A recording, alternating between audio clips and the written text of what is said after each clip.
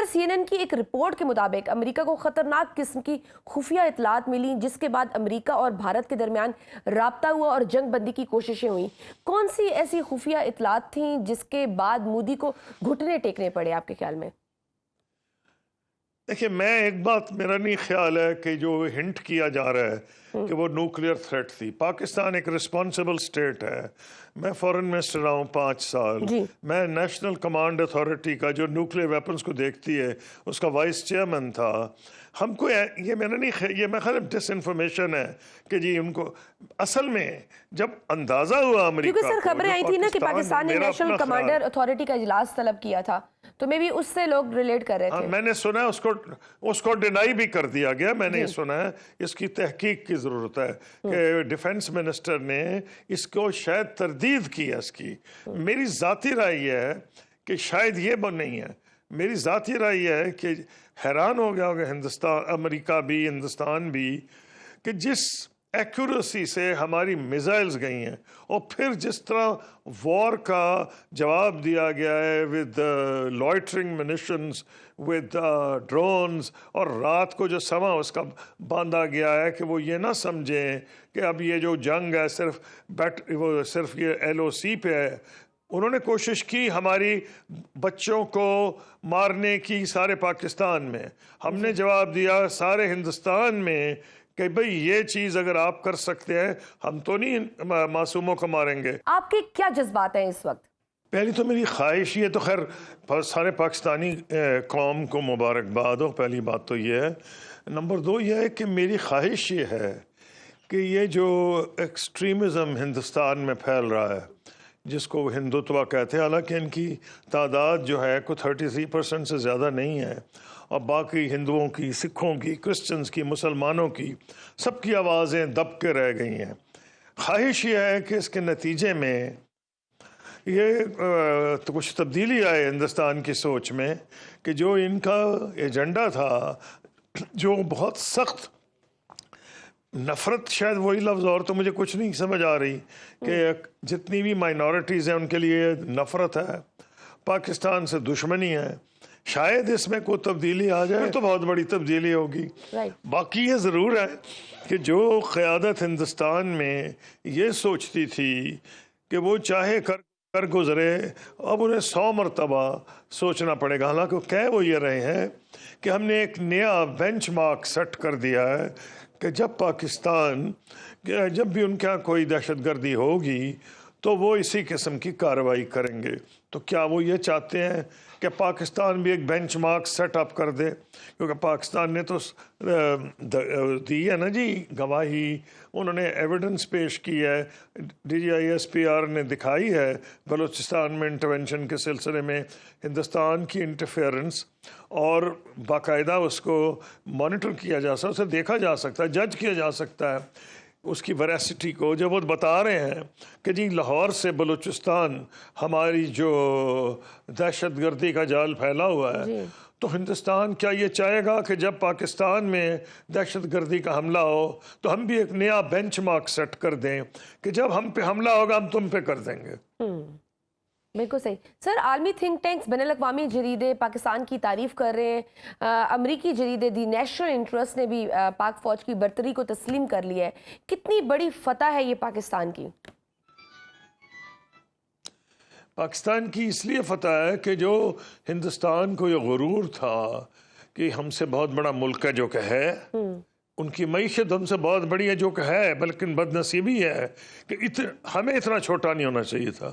وہ تو ان کو ترقی کر رہے ہیں تو اچھی بات ہے، لیکن ان کا غربت ہماری غربت سے کم نہیں ہے، بہت زیادہ ہے. جو وہاں کے غریب ہیں، بلینئر بھی بہت زیادہ ہے.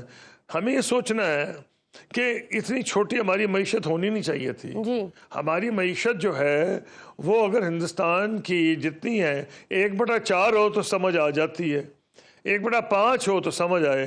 تو ہم نے بھی سبق حاصل کرنا ہے. 1/10 11 پہ نہیں ہونی چاہیے. تو کچھ سبق حاصل کرنا چاہیے کہ یہ جو سفید ہاتھی پال رکھے ہیں جو غریبوں کا خون چوس رہے ہیں، ٹیکس صرف ادھر چلے جاتے ہیں، یہ جو اسٹیٹ رن انٹرپرائزز ہیں ان کو ختم کریں ताकि पाकिस्तान के टैक्सों का पैसा, गरीबों का पैसा तालीम पे जाए, हेल्थ पे जाए, और हम ऐसी तालीम दें जो साइंस, टेक्नोलॉजी, इकोनॉमिक, इंजीनियरिंग और मैथमेटिक्स। तो हमें भी सबक हासिल करना चाहिए। घर घड़ी दंदनाते फिरते थे, मैं कई जगह गया हूँ, ओ जी हम तो आपसे 11 गुने बड़े हैं। तो एक उनको ये होश आएगी कि अगर आप 11 गुने बड़े हैं तो अपने घर में हैं। जी। आप ये ना समझें कि जहां चाहेंगे बदमस्त हाथी की तरह आप चढ़ दौड़ेंगे, ये उनको मैसेज आना चाहिए। लेकिन हमें ज़रूर, अब अल्हम्दुलिल्लाह हमने साबित किया है कि हम अपना दिफा कर सकते हैं, और हमारी जो असली कमज़ोरी है वो बच्चों के ऊपर वो हम नहीं तवज्जो दे रहे जो हमें देनी चाहिए, तालीम पे, हेल्थ पे। और जो तालीम का लेवल है, मैं इससे कह रहा हूँ कि कई लोग इस चीज़ों की बात नहीं करेंगे, बस वो मिलिट्री के साथ बात करेंगे। मिलिट्री ने तो कमाल कर दिया है, लेकिन अक्लमंदी का तकाजा है कि हम इस मौके को जान के अपने लिए कुछ इस्लाह करें।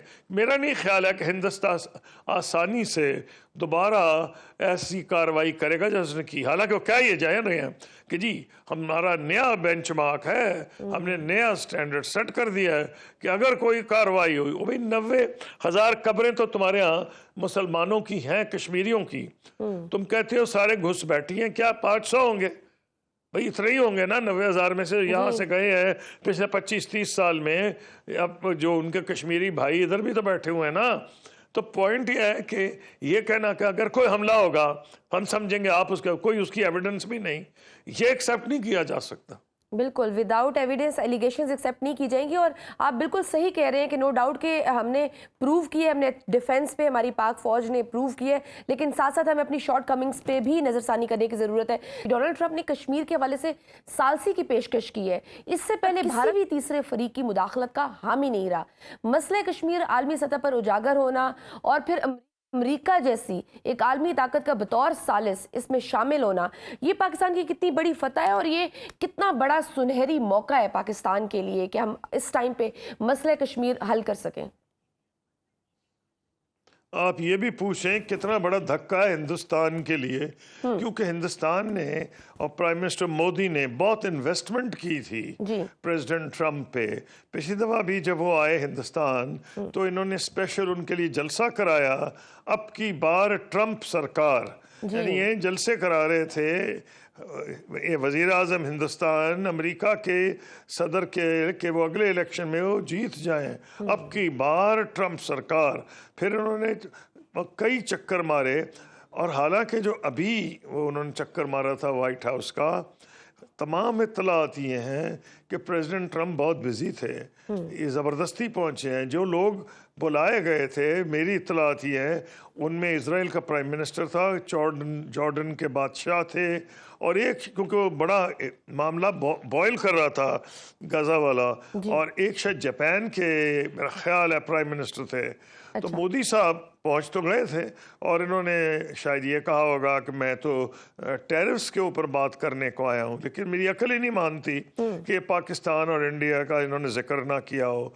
तो ये इनको बहुत बड़ा धक्का लगेगा कि हमने इतनी इन्वेस्टमेंट की है, फिर हमने हिंदुस्तान अमेरिका में ये भी इतने बड़े बड़े लॉबीज एंगेज किए जिन्होंने ये कहा कि जी चीन का मुकाबला तो सिर्फ हिंदुस्तान कर सकता है, पाकिस्तान तो चीन का उसका एलाई है, और उन्होंने कहा कि चीन दुश्मनी में हम आपके साथ सब कुछ कर गुजरेंगे, बशमूल ये जो उन्होंने बहुत से ऐसे वेपन सिस्टम्स की भी इनको दिए, और इनसे टेक्नोलॉजी शेयर की जिसमें कंपैटिबिलिटी हो गई अमेरिकन मिलिट्री की और इनकी आर्म्स की। ये बड़ी मेजर चीज़ें होती हैं। तो इनका ही ख्याल था कि चीन दुश्मनी में प्रेसिडेंट ट्रंप जो हैं वो शायद किसी तमाम हदें फलांग जाएंगे, लेकिन प्रेसिडेंट ट्रंप ने यह साबित किया कि उनको प्रेडिक्ट करना आसान नहीं। अब ये भी खबरें आ रही हैं कि चीन के साथ वो जो ट्रेड पे उनकी जंग है उसको कूल करने की कोशिश कर रहे हैं। ये दूसरा धक्का लगेगा हिंदुस्तान की डिप्लोमेसी को, राइट। तो अगर ये हुआ।